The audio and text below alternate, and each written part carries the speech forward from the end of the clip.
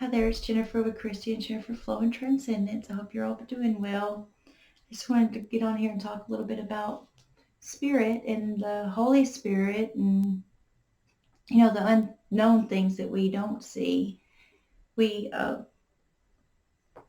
we believe there is something else out there because when we put ourselves out there in a way that we want the world to come back at us, it whether we choose the love route and of the patience and kindness, that all comes back at us. And then also if you put the lower aspects or the denser things out there, that comes back to you as well.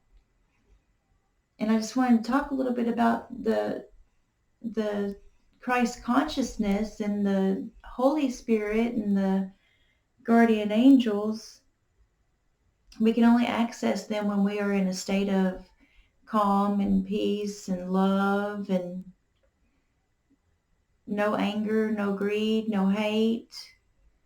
We can only access them in the higher frequencies that are being emitted from us, from our, if we're thinking from our mind, then we can have the higher vibrations from there because of the thoughts that we're choosing. But if we're thinking from our heart, then that is pure Christ consciousness, and that is wonderful.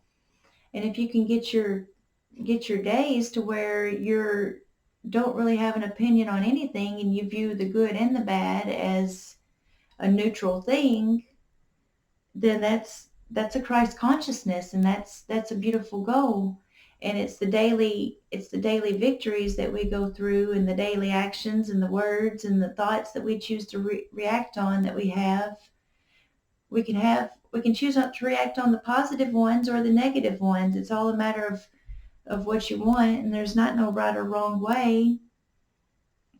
And there's so much stuff out there, like you can't see the Christ consciousness, but you can sense it and you can feel it, and you can view it by how people express it and how they show it and flow it to others.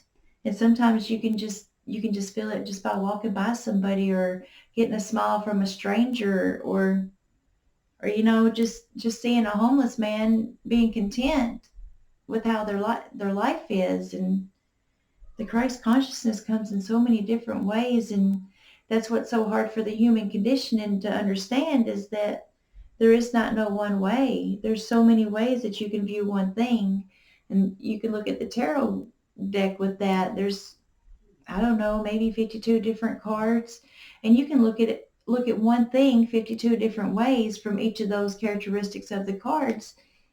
And the goal is with the Christ consciousness is not have no attachment, not have just not have anything, just be in bliss, just be in the moment and observe. And everything that is around you could be used as a meditation. It could be used as a symbol or a sign from your guides.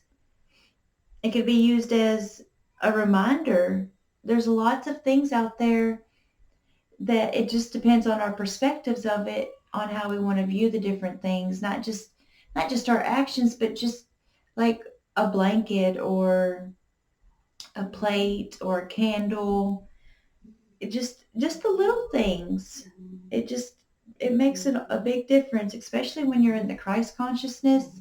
You view everything differently. You view everything as one, and you can see the connectedness between it. And I heard something yesterday on a video, and I thought that was really beautiful. Uh, Sarah Landon, I believe, said it, and she channeled through, and it came through that anything that we feel in any given moment, whether it's the lower density or the higher vibration, our collective feels that times 1,000. So when I heard that, it just triggered something in me. So you mean like when I'm in the moments of just what I feel like is my highest high, that means the whole collective's feeling that as well, times 1,000? Or if I'm having a moment of, just the human conditioning or the human mind, then they also feel that as well.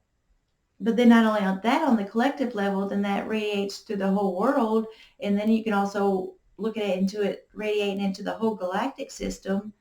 So there's like really major things going on just by the little bitty things, just by the little stuff in the human world.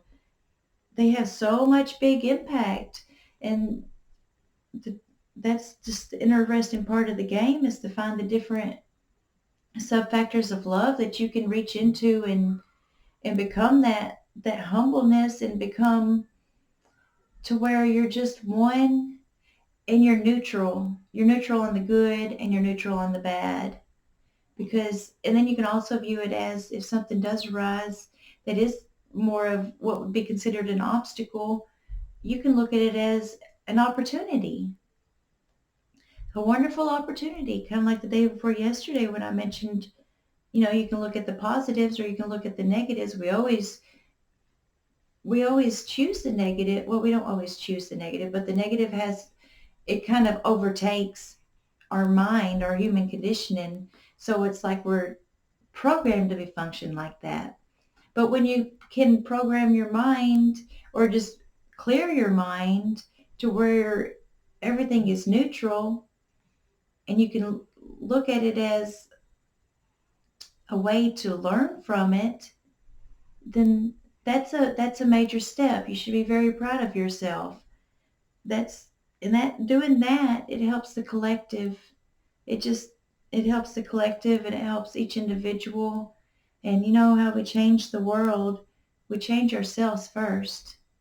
We change ourselves, and we go within, and we do the self inventory, and we look it over, and we observe it, and then we heal it, and we move on. It's just like that. We don't have to linger on it, and we don't have to praise it.